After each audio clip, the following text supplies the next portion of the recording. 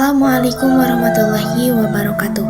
Saya akan membahas tugas untuk proyek bahasa dan sastra Indonesia. Yang pertama, fokus kajiannya itu adalah fonologi dalam bab 7 kelas 1 pada halaman 208. Untuk fokus kajiannya adalah bunyi dan pelafalan kata. Fonologi ini adalah cabang ilmu linguistik yang mempelajari sistem bunyi bahasa baik secara individual atau fonem maupun dalam satuan yang lebih besar seperti suku kata dan intonasi. Tujuan pembelajaran fonologi di kelas awal ini adalah untuk membiasakan siswa melafalkan kata dengan tepat, menumbuhkan kesadaran fonologis serta menjadi dasar bagi keterampilan membaca dan menulis siswa. Ada beberapa teori yang relevan dengan pembelajaran ini, yaitu salah satunya teori behavioristik atau Skinner yang menekankan pentingnya peniruan dan penguatan dalam belajar bunyi. Kemudian teori fonemik yang menekankan pada pembedaan fonem, serta teori kesadaran fonologis yang menekankan pentingnya pengenalan struktur bunyi dalam kata. Penerapan pada teori-teori ini dapat diwujudkan melalui kegiatan seperti menirukan pelafalan kata. Di sana ada kata jerapah, dan kata jerapah tersebut adalah tepuk suku kata, permainan bunyi awal dan akhir kata, serta membaca nyaring juga secara bergiliran. Prinsip pembelajarannya bersifat audiovisual, mengutamakan pengulangan atau repetisi dan dikemas dalam bentuk permainan atau lagu agar menyenangkan dan mudah dipahami oleh siswa. Baik, yang selanjutnya yaitu mengenai morfologi. Pada halaman 212, fokus kajiannya adalah kata berimbuhan. Namun saya di sini akan menjelaskan pengertian dari morfologi itu sendiri. Morfologi ini berasal dari morf atau bentuk dan logi adalah ilmu. Kata morfologi ini mengandung arti tentang bentuk dalam ilmu bahasa. Morfologi juga diartikan sebagai salah satu cabang ilmu linguistik atau ilmu bahasa yang mengkaji morfem dan kata. Teori yang relevan adalah teori morfologi struktural dari Bloomfield yang menjelaskan bahwa kata terbentuk dari satuan terkecil bermakna yaitu morfem. Misalnya, kata menjatuhkan.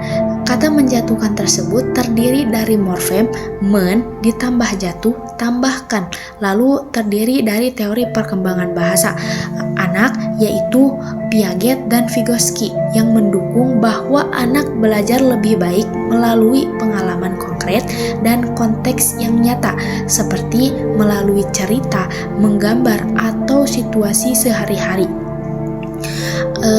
Adapun penerapan dalam pembelajarannya dapat dilakukan melalui berbagai aktivitas sederhana dan menyenangkan seperti membedakan kata dasar dan kata berimbuhan. Contohnya, menjatuhkan dari jatuh menjadi menjatuhkan. Dari sana kita mencari makna kata dari konteks cerita, bermain kartu kata, serta menyusun kalimat pendek dengan kata berimbuhan tersebut. Prinsip pembelajaran harus bersifat konkret, bertahap, dan juga interaktif agar sesuai dengan karakteristik anak usia di sekolah dasar. Lalu ada kajian bahasa sintaksis pada halaman 213 yang fokus kajiannya adalah struktur kalimat sederhana dan juga berurutan. Sintaksis ini merupakan cabang linguistik yang membahas struktur kalimat dan juga hubungannya antar unsur dalam kalimat. Seperti adanya subjek, predikat, objek, dan juga pelengkap, dan juga disertai dengan keterangan. Fokus utama sintaksis ini mencakup susunan kalimat dengan pola SPOK, subjek, predikat, objek, dan juga keterangan. Penggunaan kata yang sesuai dengan tata bahasa, pemahaman hubungan antara unsur-unsur dalam kalimat. Contohnya seperti pada kalimat ibu menanam bunga mawar di halaman depan. Dapat dianalisis, subjeknya adalah ibu, kemudian predikatnya adalah menanam, dan objeknya adalah bunga mawar, serta keterangan tempatnya adalah di halaman depan. Jadi kalimat tersebut termasuk kalimat deklaratif, aktif, transitif yang sederhana. Lalu ada kajian pragmatik pada halaman 218. Fokus kajiannya adalah makna tidak hanya berasal dari kata tetapi juga bisa dari konteks. Nah, mempelajari makna bahasa dalam konteks dalam pembelajaran ini, siswa itu mulai memahami bahwa makna itu tidak hanya berasal dari kata-kata, tetapi juga berasal dari situasi dan maksud dari penutur. Dalam cerita Sinta dan Tito, siswa itu diajak untuk menyimpulkan pesan moral tentang bersyukur dan menjaga alam. Teori yang relevan dengan cerita tadi adalah Sperber dan Wilson yang menjelaskan bahwa anak itu memahami makna yang paling sesuai dengan konteksnya. Teori tindak tutur atau Austin dan Shirley menyatakan bahwa bahasa juga berfungsi menyampaikan maksud tertentu seperti menyampaikan nilai, dan juga selain itu teori pemrosesan makna kontekstual yang menjelaskan bagaimana siswa mengaitkan cerita tersebut dengan pengalaman mereka, yang dimana adanya pendekatan tematik kurikulum merdeka akan mendukung penguatan karakter melalui cerita tersebut. Lalu kajian sosiolinguistik pada halaman 225 yang fokus kajiannya adalah mempelajari hubungan antara bahasa dan juga masyarakat. Nah, sosiolinguistik ini adalah cabang ilmu linguistik yang mempelajari hubungan antara bahasa dan masyarakat. Ilmu ini berfokus pada bagaimana faktor sosial seperti kelas sosial, ras, gender, dan juga konteks budaya mempengaruhi penggunaan dan perkembangan bahasa yang kita gunakan. Penelitian sosiolinguistik juga menyelidiki variasi bahasa di masyarakat, termasuk dialek, ragam bahasa, dan juga variasi sosial lainnya. Konsep dan teori yang mendukung pengertian sosiolinguistik ini adalah teori variabilitas sosial yang menjelaskan bahwa penggunaan bahasa bervariasi antara individu berdasarkan karakteristik sosial, teori, dan juga penetrasi sosial yang memahami bagaimana bahasa didefinisikan hubungan sosial dan juga individu.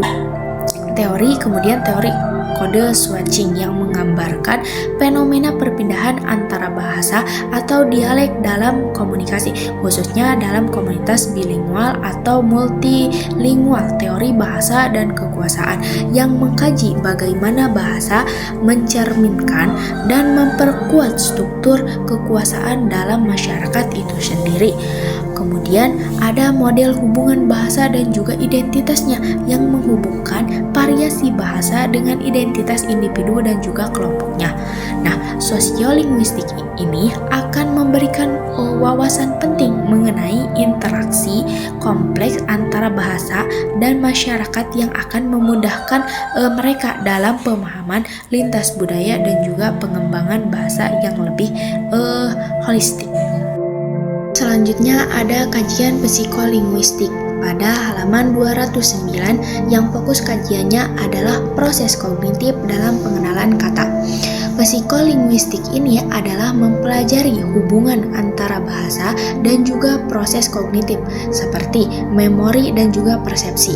Dalam aktivitas mencari kata dalam kotak huruf, anak-anak ini menggunakan kemampuan visual dan bahasanya secara bersamaan untuk mengenali pola huruf menjadi sebuah kata. Proses ini melibatkan pengolahan informasi, pengaktifan memori kerja, serta pengenalan huruf bunyi, bentuk bunyi, dan juga makna pada kata. Pembelajaran ini juga didukung oleh beberapa teori, seperti teori pemrosesan informasi yang menjelaskan bagaimana anak-anak ini menyaring dan juga mengolah suatu informasi visual menjadi sebuah pemaknaan. Kemudian teori dual coding dari Paivio mengatakan bahwa pembelajaran lebih efektif jika melibatkan kode visual dan verbal secara bersamaan. Kemudian teori konektivisme menunjukkan bahwa anak ini membangun hubungan antara bunyi, bentuk kata, dan juga makna. Namun teori literasi emergan menekankan bahwa pentingnya pengenalan kata itu sebagai bentuk dasar untuk membaca. Sekarang kita masuk ke kajian sastra. Di sini saya akan menjelaskan mengenai puisi pada halaman 219, yaitu analisis puisi berjudul Taman Indah Kecil yang merupakan karya sastra. Karena puisi kecil Taman Indah ini termasuk karya sastra yang bertujuan untuk membangkitkan rasa syukur dan apresiasi terhadap alam melalui keindahan bahasa. Fokus kajiannya meliputi estetika bahasa, kemudian penggunaan majas seperti personifikasi, struktur puisi, barisnya pendek, rima irama, serta makna simbolik dari bunga dan pohon sebagai lambang keindahan pada alam. Kemudian konsep yang mendukung pembelajaran ini adalah digunakan beberapa teori seperti teori respon pembaca yang menekankan bahwa makna puisi ini dibentuk melalui interaksi antara teks pembaca sehingga siswa itu diajak mengaitkan isi puisi dengan pengalaman dan perasaan mereka ketika dalam pendekatan struktural fokus pada bentuk puisinya, seperti gaya bahasa dan struktur bait yang membantu siswa mengenali ciri-ciri puisi. Sementara itu, pembelajaran apresiasi sastra bertujuan mengembangkan kepekaan estetika dan kemampuan berekspresi siswa terhadap karya sastra. Lalu yang kedua, pembahasan sastra pada prosa. Yang fokus kajiannya adalah teks deskriptif, naratif, dan sudut pandang aku pada halaman 210. Nah, prosa anak ini merupakan bentuk sastra sederhana yang disesuaikan dengan perkembangan bahasa dan juga kognitif siswa. Kata seperti aku adalah hewan jinak disusun secara naratif dan juga deskriptif dari sudut pandang aku, sehingga membantu anak itu memahami isi teks secara lebih personal dan juga menarik. Pembelajaran ini didukung oleh teori Vygotsky yang menekankan bahwa pentingnya konteks sosial dalam memahami bahasa, serta teori Piaget yang menyatakan bahwa anak juga membangun makna dari pembelajaran langsung. Selain itu, ada literasi awal untuk membantu anak mengenal struktur kalimat dan memperluas kosakata, dan juga melatih siswa itu dalam membaca pemahaman, menggali ciri-ciri hewan, serta menulis narasi sederhana dengan sudut pandang